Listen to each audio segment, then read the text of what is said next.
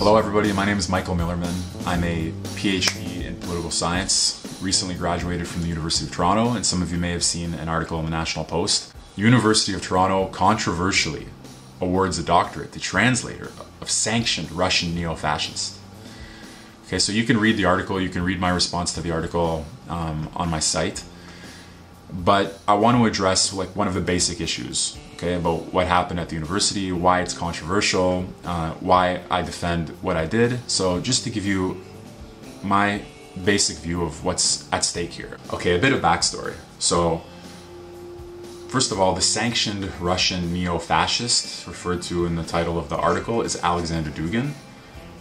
Those of you who know his name, many of you have a poor opinion of him as a neo-fascist, an authoritarian, supporter of Putin's dictatorial Russian regime, brain of the alt-right across Europe and America. You may think that American race riots are from his Foundations of Geopolitics playbook. So there's a lot of mythology around Dugin, around Dugin's role.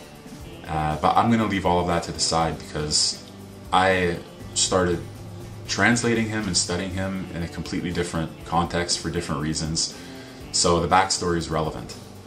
In 2011, I was an undergraduate at the University of British Columbia. And I was studying, among other things, Russian. So my family moved from Moldova.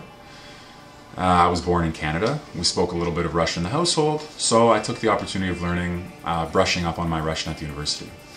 Now, at this time, well before I'd ever heard of Dugin, I was already interested in Russian mystical philosophy, like Vladimir Solovyov, Nikolai Berdayev, mystics of various religions, and Russian Christian mystics, in particular in this instance, were always personally fascinating to me.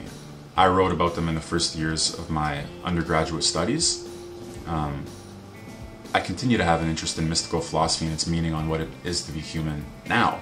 Some saw the tall, clean-cut student as an intelligent... Okay, so the article, basically, I don't need to read it. I'm just going to tell you here that it says, some of the faculty saw me as an intelligent but naive philosopher, and other ones saw me as a, quote, malicious far-right propagandist pushing an anti-liberal ideology that, thanks in large part to my translation efforts, has become an inspiration to far-right movements in Europe and North America. Alright, well, look. It says I had arcane interests. Actually, when I started at the University of Toronto, I was most interested in Leo Strauss, political philosopher, scholar of political philosophy, and he was a respected figure among the political theorists at my department. So it's not like Dugin was my primary area of concern at the time. Although I was proud of having done the translations, and I did talk about what I thought then was my contribution to the field. It's very difficult for me to understand how anybody could have seen me as a malicious far-right propagandist at the time. We're talking about senior faculty at one of Canada's top universities in a department of political science, conflating researching and translating a thinker with being a malicious propagandist, ideological supporter of that theory. So it's a little bit frightening that professors, even then, couldn't make the distinction and never bothered to have a conversation with me about it. One of the claims of the article is that I'm a vessel.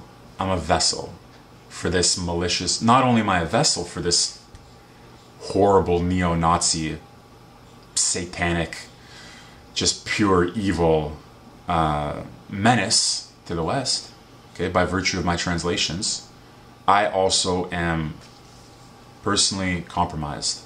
Okay, it's like I poured this acid out into the world through myself as a vessel, through my translations, and I've become corroded by that acid, and now I just go around poisoning everything I touch. You know, so that's crazy. That's crazy talk, okay? And here's why.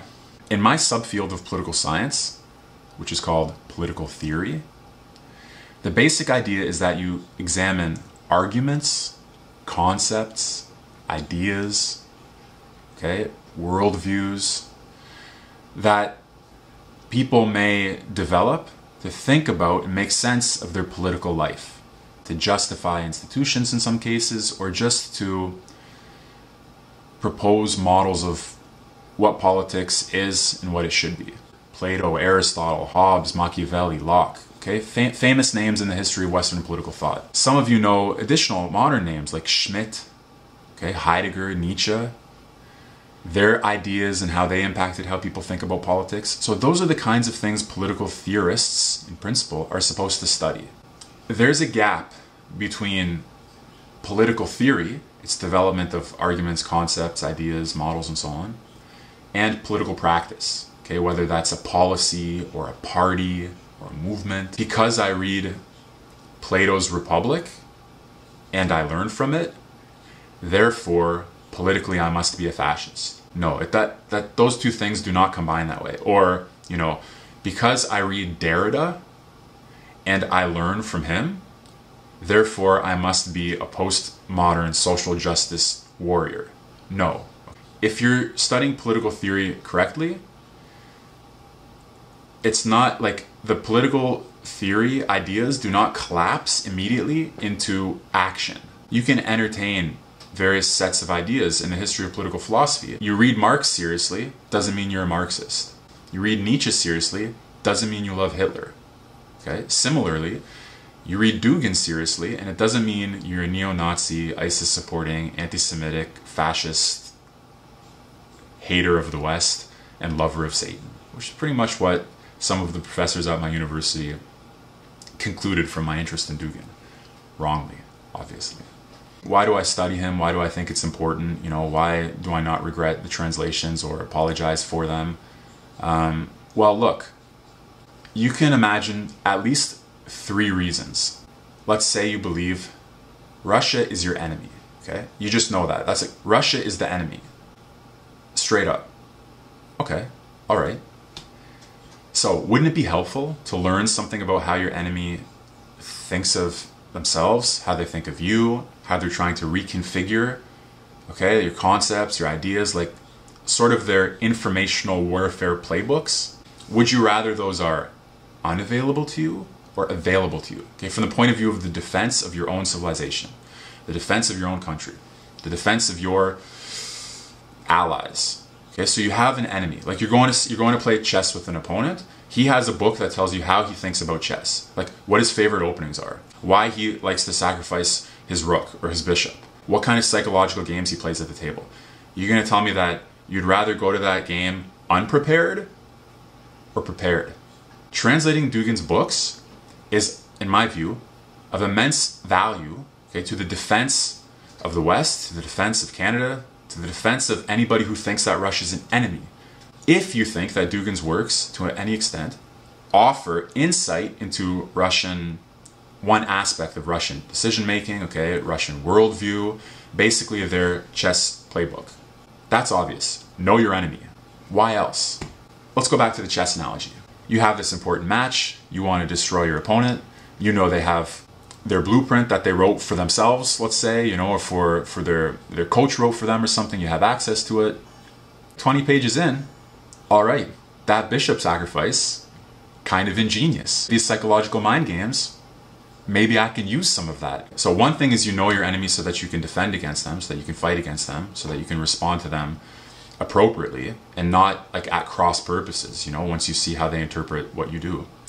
You may also learn something from your enemy.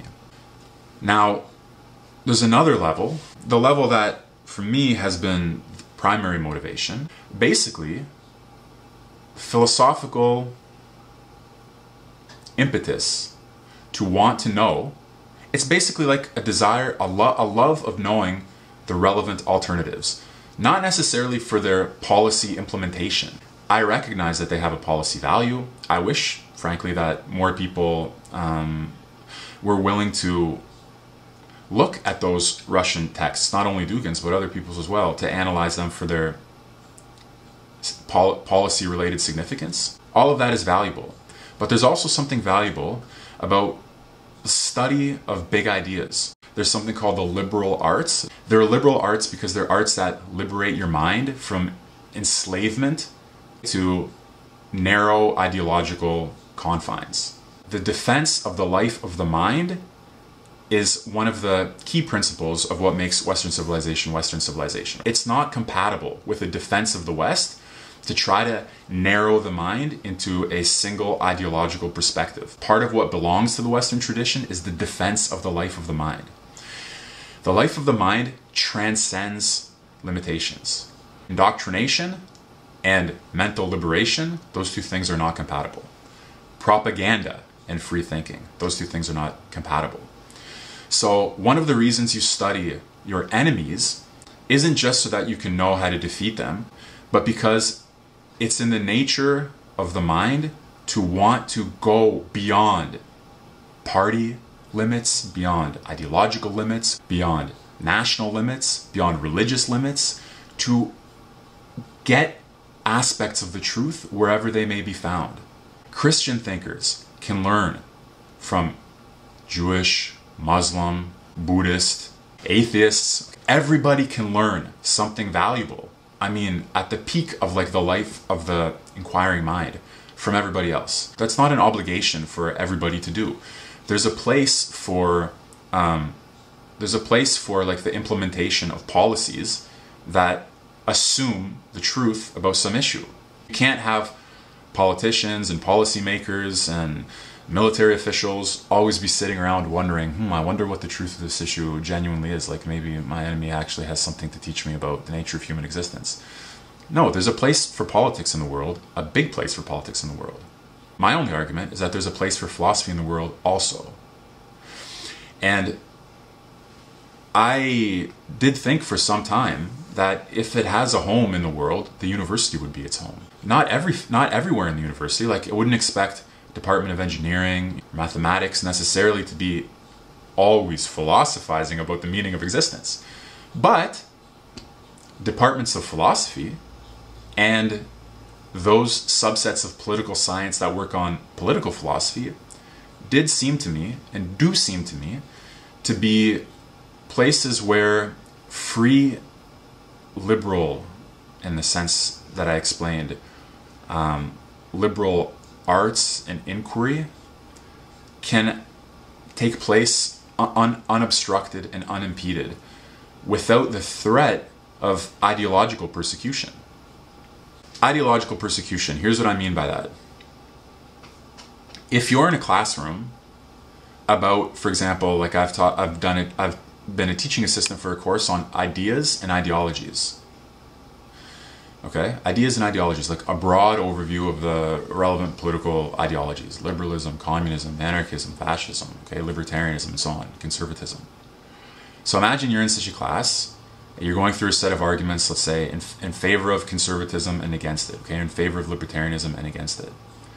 And you would expect the arguments to be judged on their merits, and not because the professor or the teaching assistant has a personal conviction in favor of one of those ideologies and punishes anybody who strays from the right answer, in the sense that it responds to the teacher's own conviction. You don't want it so that one year the ideologies course is taught by a leftist and conservatism is slandered and mocked and insulted, and in another year, it's taught by a conservative and Marxism is slandered and insulted, and postmodernism is slandered and insulted. No, you want the arguments to be assessed on their merits. You want the concepts to be understood in themselves.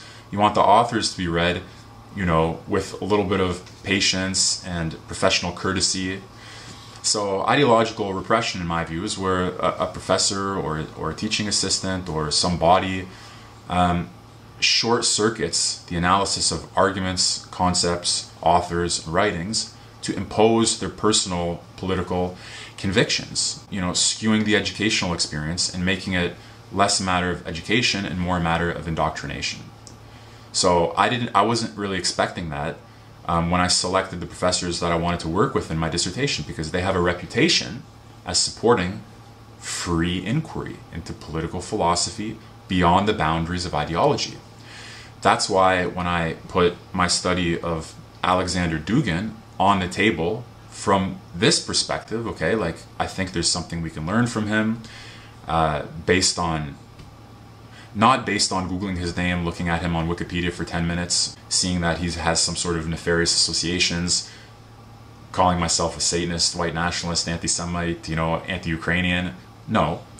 But coming at him from somebody who talks about the Islamic mysticism of Henri Corbin's study of Ibn Arabi, what it means to be human from the perspective of the quote-unquote dark logos, like to refer to the title of one of his books.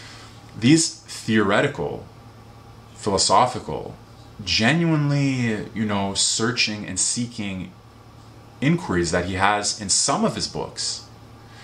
I thought, since I have years of experience studying them, since I'm probably the world's leading English expert on many of them, since I'm a pretty normal, decent, moderate person, okay, who's not out there in political parties and political movements causing a ruckus, but just somebody who's trying to understand the questions about what it means to be human, how it relates to our understanding of political life.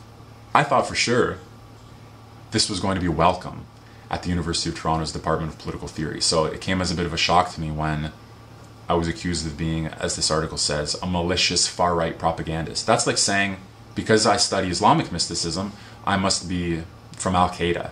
Okay? Because I study Russian Orthodoxy, I must, love Putin and hate Ukraine. Because I study Jewish Kabbalah and its mystical models, therefore I must hate Palestinians. Because I learned from the anarchist Hakim Bey, therefore I must, whatever, right? So I study Leo Strauss, therefore I'm responsible for the Iraq War, okay? I study Heidegger and so on. So the fact is, if you care about inquiry, if you care about ideas, you're going to be reading authors and exposing yourself to concepts and ideas that contradict each other all the time. You can read authors who are published by Verso, Zizek and the rest of them, and find them fascinating at times, okay, brilliant. They may be correct in their analysis of one thing and incorrect in their analysis of another thing. And this is obvious, and it should be obvious to sophisticated senior faculty members at Canada's top Department of Political Science. And it's quite shameful and quite embarrassing that they felt it was appropriate to reduce my interest in Dugin to the claim that I am a Nazi propagandist.